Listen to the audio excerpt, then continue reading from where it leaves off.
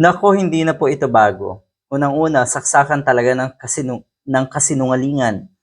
Saksakan ng sinungaling itong mga DDS. Yan kasi ang pinaka-qualification nila para maging diehard. Sinungaling, magmamarunong, yun yung madalas kong sabihin eh. Etong mga DDS na nasa social media, akala mo talaga may mga dunong. Antindi magmarunong. Sige, subukan nyo lang. Magmarunong kayo hanggat kaya nyo, hanggat gusto nyo. Pero yung, talaga ba? Mas magaling ka kay Senator Kiko Pangilinan? Talaga ba? Mas magaling kayo kay Atty. Leni Robredo at sa iba pa?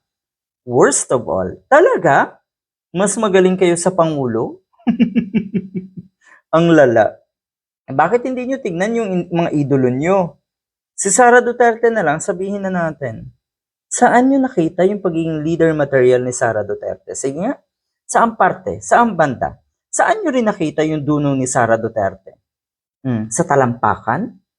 Kung magsalita, akala mo grade 1 eh. Maigi pa yung grade 1 nga siguro, may sense. Siya walang-wala. Ang binabanatan na naman po na si Sasot, isang DDS vlogger, na kadalasan ay nagmamarunong, akala mo talaga ay may dunong, ay si Senator Kiko Pangilinan. Sinasabi ng mga netizens, mema ka na naman daw. Mema ka na naman daw. Kasi hindi daw active itong si Senator Kiko Pangilinan sa mga investigasyon tungkol sa korupsyon. Yan ang alam mo. Hanggang dyan lang ang alam mo. Patunay na nakakonfine yung kaalaman nyo sa mga bagay na walang kabuluhan at puro kabulastugan. Yan ang totoo.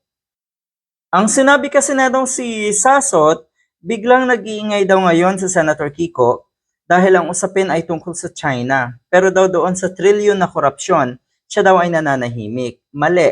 Maling-mali ka doon. Yan. Hindi nyo pala alam yung mga tinuturing yung kalaban.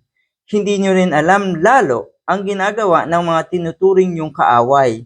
Yung mga binabatikos nyo, hindi nyo alam kung anong ginagawa at lalong hindi nyo alam kung ano ang kakayahan, kung ano ang kayang gawin sa kanilang bilang mga government official. Walay, talo talaga kayo dyan.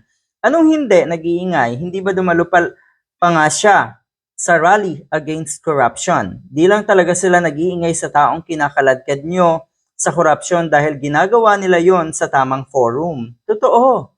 Laging nasa tamang forum, laging nasa tamang lugar. Hindi katulad nyo na hanggang social media lang. Good luck.